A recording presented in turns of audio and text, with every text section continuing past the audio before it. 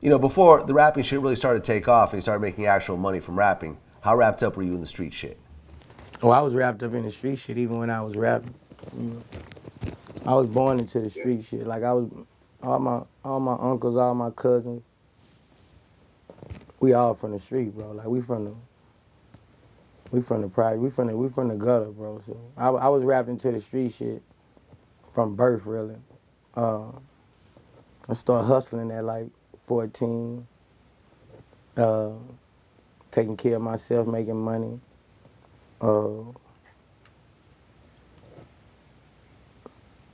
like I was a boss in the streets before I was a boss of a record label. I ran my posse in the street.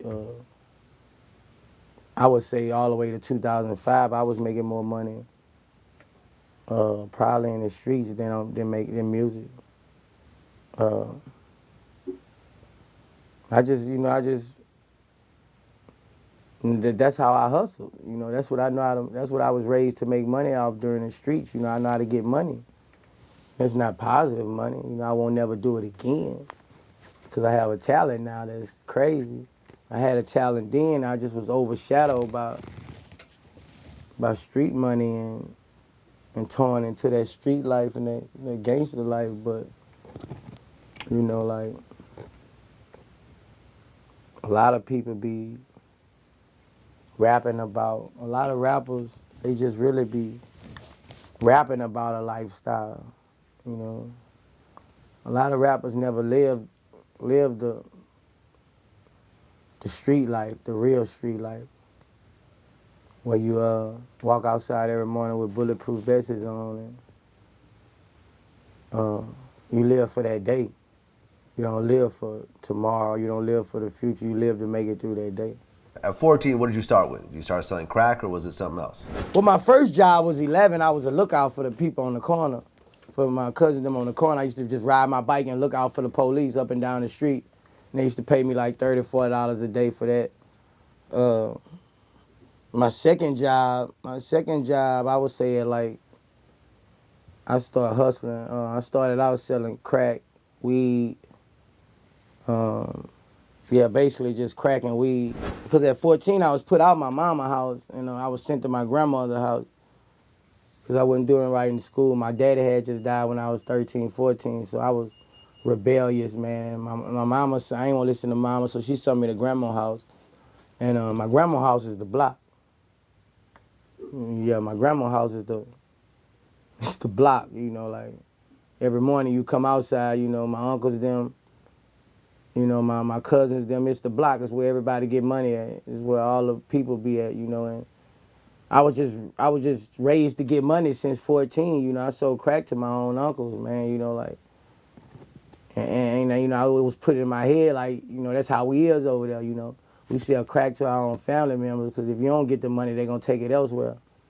So at 14, I was getting money, man. I was getting money, and I always was. People can always trust me to bring their money back. I had a good name, so people would look out for me and, you know, and believe in me and give me chances to make money. When you talk about weed, it's usually not that violent. People go and buy and sell weed and it's more or less civil. But when you start talking about cocaine, crack, heroin, it's a whole different world. You talk about wearing a bulletproof vest and carrying a gun. How bad did it get when you started selling crack and cocaine? It's just all money, really. You know, I used to have crackheads knocking on my window at my grandma's house all night, you know. All night, man. I used to have crackheads knocking on my window. And I used to when I was 14, I was getting a nice little bit of money off crack because my cousins then was selling crack in front of the house too, all my older cousins, but they would party a lot and go out, and I would just stay at the house and get the money. And that's how I really came up off weed and crack. But when I was 16, I learned how to cook my own cocaine. At first, I didn't know how to cook my cocaine. When I learned how to cook my own cocaine, I found out people were stealing from me then. I'm like, damn, I'm getting all this from a 4.5. So that's when I found out, you know, more about the game. But my crack days, man, crack is a hell of a drug, man. Crack is a hell of a drug, man. They don't stop coming for crack, man. They come all night, man. They cry to you, man. They get on their knees and cry to you. They bring you TVs, guns. They bring you all kind of accessories. It's one of the most serious drugs. I never really sold a heroin like talking about. I done won off dudes, took dudes to people to win a couple thousand off them to get the heroin. But that crack is a whole nother world, man. Like we got a lot of like my daddy did crack, man. Like every all my friends had at least one or two parents on crack coming up. And I had, just said we had 20 people. If I had 20 friends in my project, at least one of their mamas and daddies or both was on crack cocaine.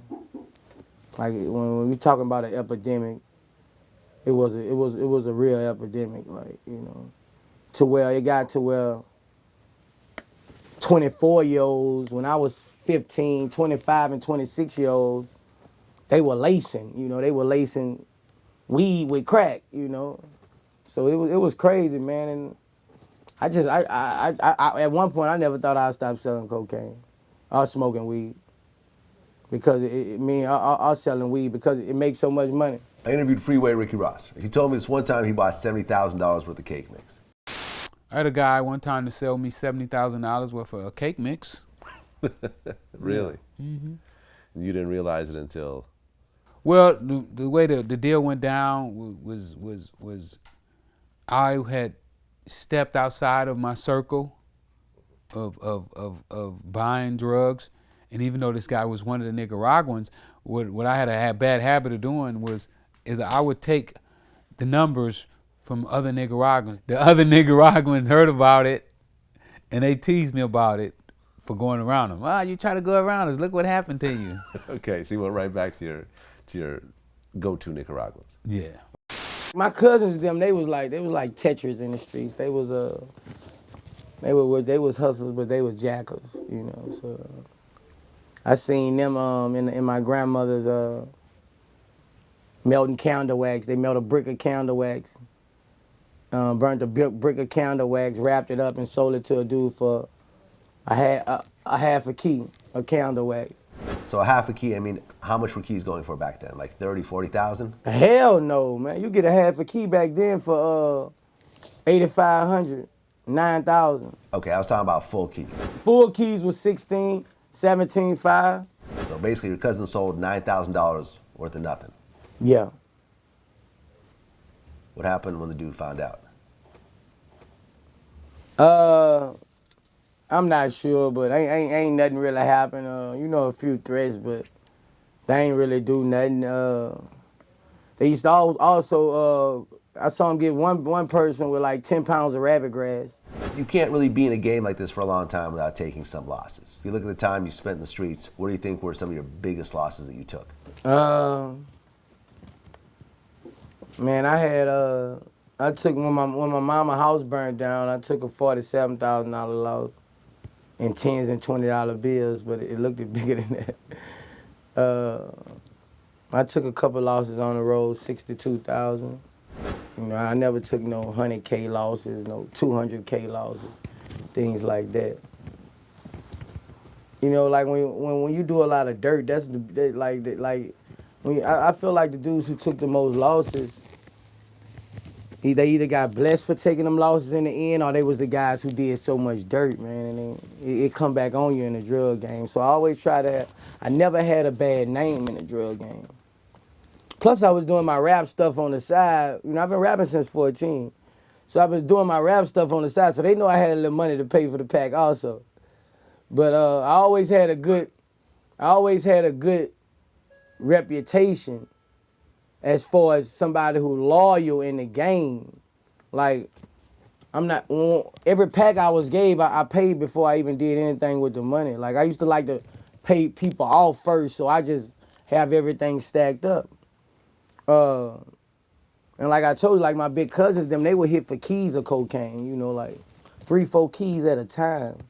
And I would love when they hit because they can't sell it to people really because people think they're gonna jack them. So they would have to give me all the cocaine.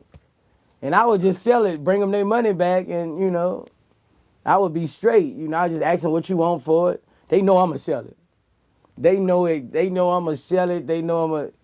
So every time they would, you know, they would hit, they would come back.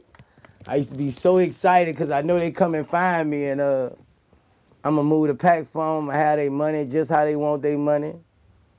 And they know I'm going to move the pack for them. And I used to be happy when they hit, man. And they used to hit, bro. They used to hit big, man. Right, and since people can't sell it to nobody else, I assume you got a discount by the time it got to you? You know, if they give me a key, they'll tell me bring them 15, 16, 5. You know, they ain't tripping. You know, I'll make that in 2 days, man. You know what I mean? And also, I knew other dealers who I can go to and sell quantities. You know, like if they gave me a key, I would go right there and sell a quarter key or a half a key of soft to somebody across town. With that other half a key, I'm gonna put probably a 9-piece on that half a key. Make that an extra 9-piece of hard. Put a 9-piece on there, and I'm gonna break that down all the way to 8 balls. I'm gonna have about 1 million 8 balls, and they gonna roll and they gonna sell. That's my hell of a profit. Even though I'm still making a profit off selling a half a key of soft also. I might make, you know, $2,000 off the profit off that also. Now, we're basically talking about the time you had to deal with Atlantic Records. So you were telling me the dates, and I think I interviewed you at Atlantic Records around the same time, and you were talking about that you were doing some of this stuff. At what point did you say, I gotta leave all this shit alone and just focus on the rap? After that Bad Azz album, like January 2006, end of 2005, I was like, man, I'm getting 15,000. I'm getting the key to rap, you know. I ain't finna be messing with this shit, you know. I ain't gotta flip no money no more. You know, I had came to a point where I was getting money, man. I was getting money to rap, and I started getting more serious about rap. That Bad Azz CD, man, that CD made me get out the game. You know, I was like, I'm through with that, man. I ain't got time to be, you know. And I was gone so much, so I couldn't trust people with my pack like that. I was gone so much. I was doing shows every week, like every week, 3-4 times a week, and I was like, man, I'm through, man. I'm through.